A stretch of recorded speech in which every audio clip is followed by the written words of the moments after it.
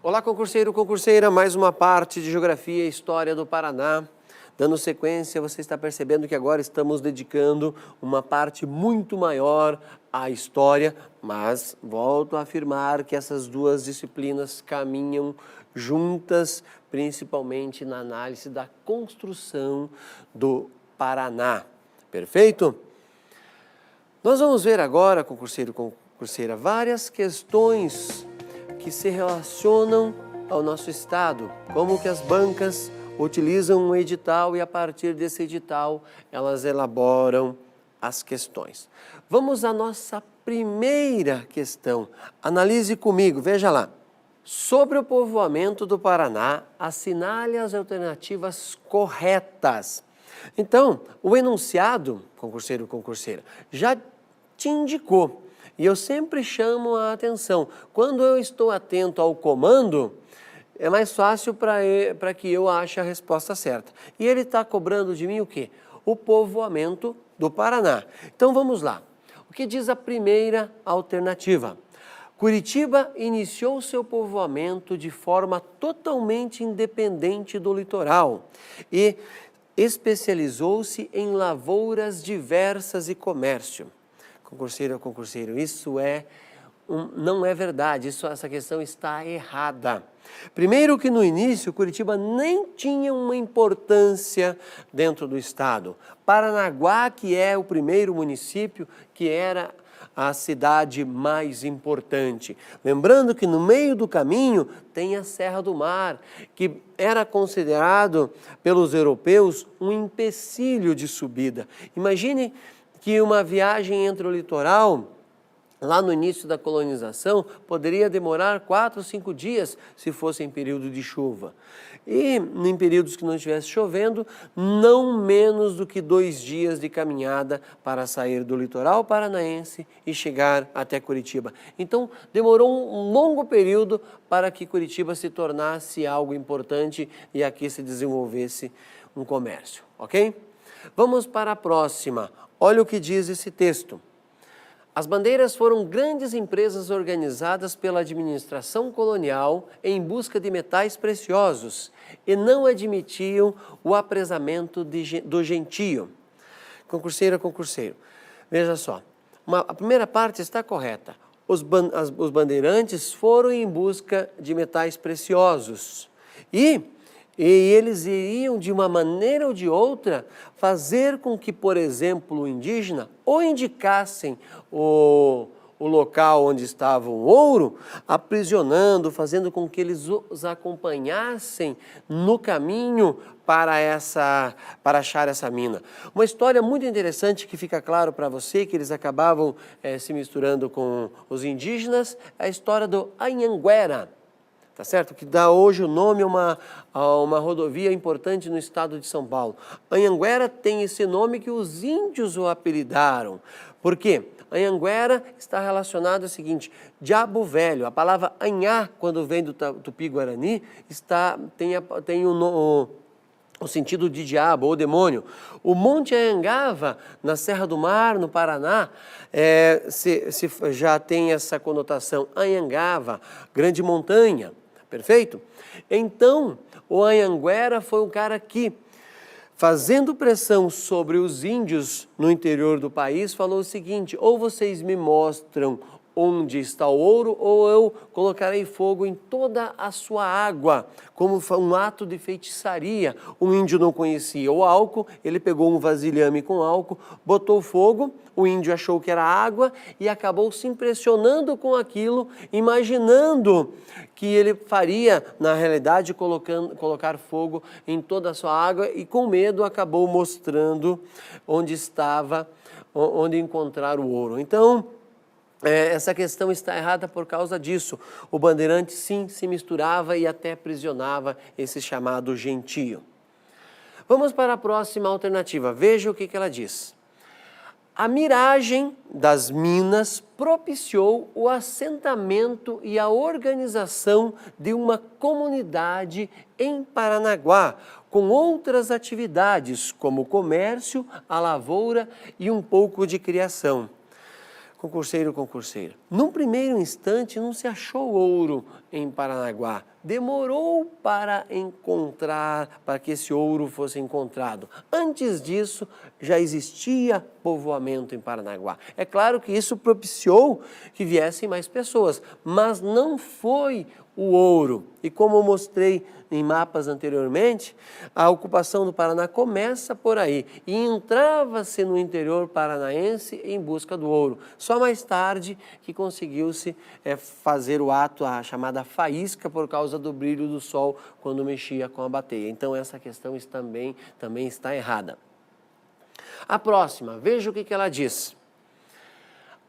As descobertas dos mineradores em Paranaguá estimularam a administração colonial a investir na região buscando as minas de ouro. Concurseiro, concurseira, esta é uma assertiva correta. Como eu já falei anteriormente na primeira parte, dizendo que naquela época não tinha-se tanto conhecimento de ouro, não sabia-se que o ouro que estava ali era um ouro de aluvião, ou seja, que foi depositado porque um rio carregou, então não era um ouro de mina, onde o ouro de mina é aquela que tem a sua formação no local e não transportado. Mas isso estimulou sim e valorizou a região, e as sesmarias eram vendidas um valor bastante alto em Portugal, as sesmarias da região do nosso litoral. Vamos à próxima para saber se ela é verdadeira ou falsa. Me acompanhe. Os dois núcleos iniciais de irradiação da população para o Paraná foram o Rio de Janeiro e São Paulo. Do primeiro, ou seja, Rio de Janeiro, partiram as iniciativas oficiais e do segundo, os bandeirantes. Verdade essa assertiva também, concurseiro. Uma parte veio do Rio de Janeiro, outra parte veio de São Paulo. E quando você está entrando em São Paulo, se você olha um dos seus monumentos, por exemplo, o monumento aos bandeirantes, também se você já tivesse feito esse ato de entrar em São Paulo e ver isso, você ia lembrar desse fato que tem esse grande monumento e iria colocar essa assertiva como correta, como verdadeira. Nossa próxima questão a ser analisada. Com relação ao estado do Paraná, é correto afirmar que, primeira assertiva, devido à sua recente ocupação territorial, não há registro sobre conflitos indígenas. Você já percebe que ela não é verdadeira, que ela é falsa, por quê? O Paraná, o sul da América do Sul, já é ocupado há mais de 9.000 anos. Tanto o exemplo dos sambaquis, como o exemplo das inscrições rupestres na região dos Campos Gerais, mais especificamente no município de Ponta Grossa, já nos mostra que é muito antigo e tinha sim indígenas aqui vivendo. Então, é fácil anotar essa como uma questão errada. A nossa próxima, me acompanhe. O território do estado do Paraná constituiu-se em função do desmembramento do estado de Santa Catarina. Duas coisas aí. Primeiro, que não era estado na época chamava-se província. Outro ponto que é o mais importante, nós não somos resultado de um desmembramento de Santa Catarina, do território catarinense, e sim do território paulista. São Paulo ia até o Rio Grande do Sul em extensão territorial. E o Paraná, num primeiro momento, ia até o Rio Grande do Sul quando aconteceu esse deslocamento de criação de uma nova província. Lembrando que o conflito com Santa Catarina é o conflito do contestado. Um concurseiro, uma concurseira aí desatento poderia marcar essa como verdadeira. Lembrando que em 2012 completou 100 anos desse conflito, que é o maior conflito armado que aconteceu em território brasileiro. Então ele precisa ser estudado com muita atenção para que você não cometa um equívoco numa assertiva como essa. A próxima. A base da economia paranaense no período colonial foi a produção de açúcar. Olha só, aqui você tinha que ter uma noção muito básica de uma questão geográfica, que é o clima. O sul do Brasil, principalmente naquela época, não conseguiria plantar em grande quantidade a cana, justamente pela sua posição geográfica, por uma latitude ao sul do Trópico de Capricórnio.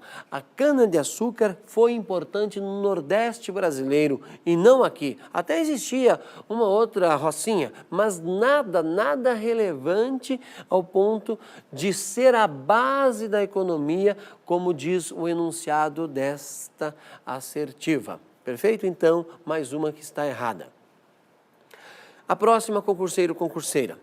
O nome do estado do Paraná advém do rio fronteiriço entre Brasil e Paraguai.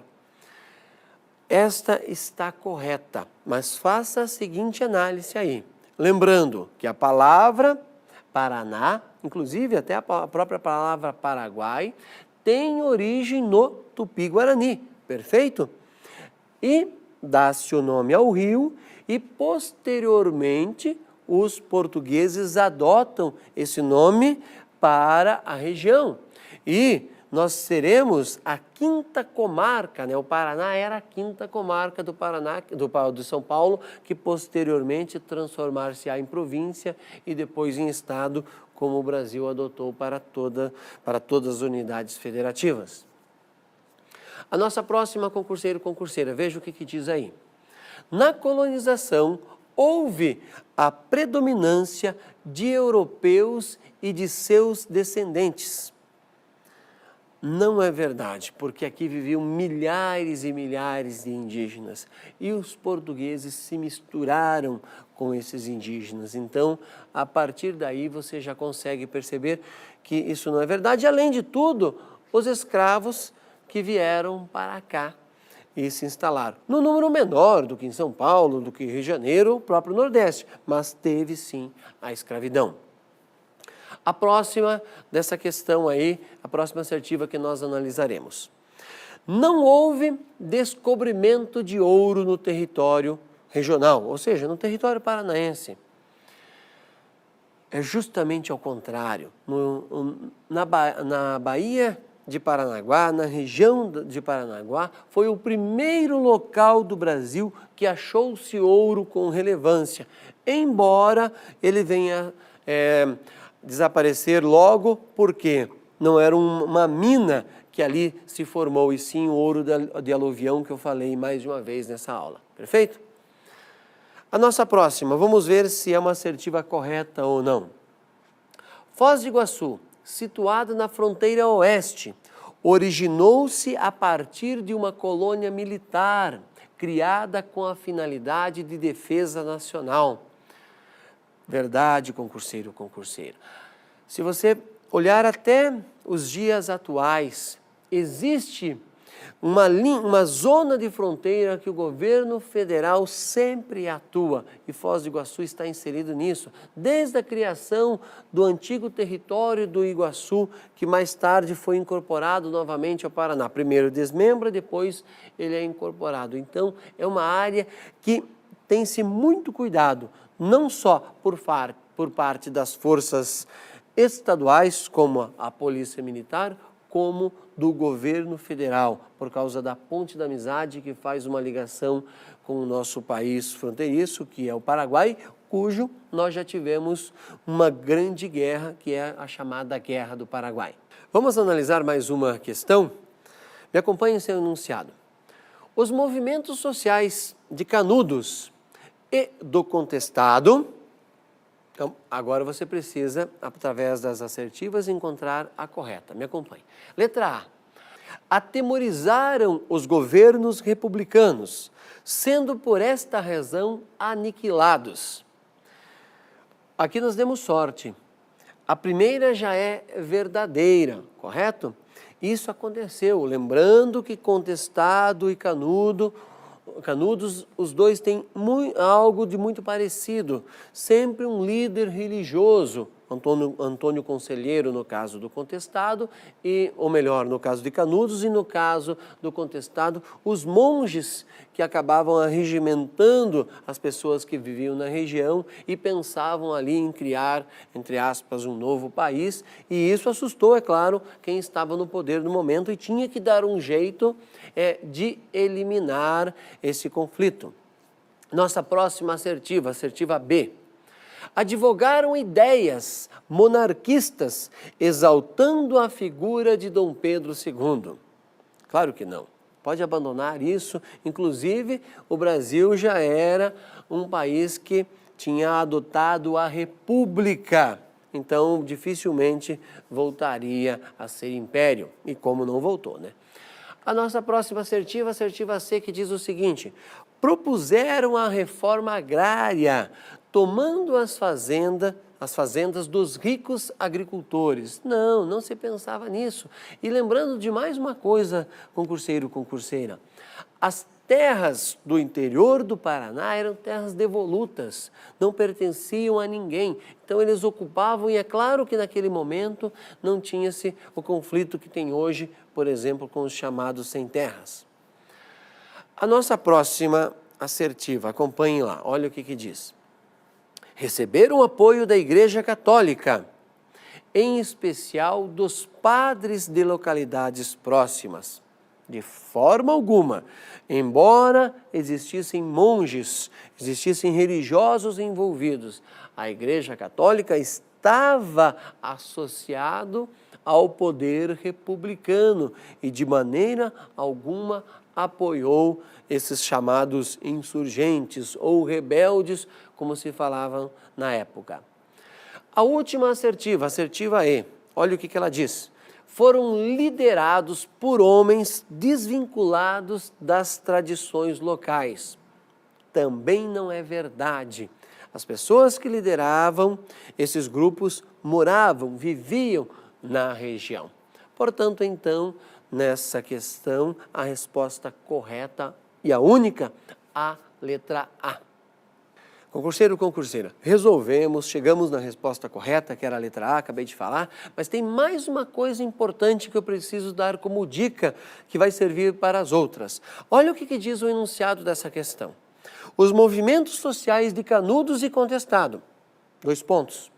Percebeu que não tem um comando me dizendo se é para buscar a incorreta ou a correta?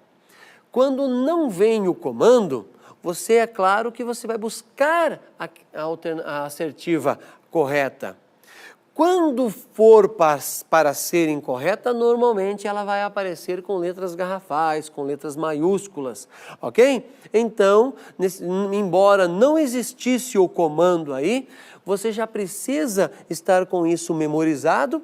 Já que não tem, vou para a assertiva correta. Perfeito? Então essa dica é importante porque vai ajudá-lo durante a sua prova.